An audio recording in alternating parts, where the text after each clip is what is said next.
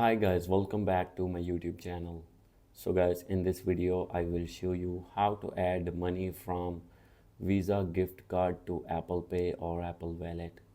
So guys, if you are using iPhone or iPad or other iOS device and try to add money from your Visa gift card to your Apple Pay, in this tutorial I will show you that how can you do this. So let's get started without wasting any time. First of all guys, you need to make sure that you have connected with strong internet connection on your iPhone or iPad, and after this you need to scroll it down, click on general, check for software update, and you need to update your iPhone to latest iOS version. And guys, now you need to go back.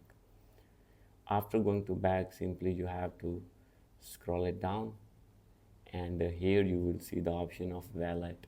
As you will see here, simply you have to click on it.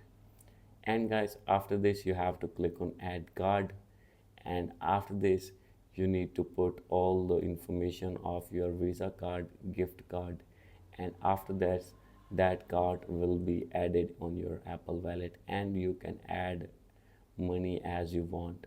So guys, this is the way to do this. Hope you like this video. If you like this video, please do subscribe my channel. Thank you.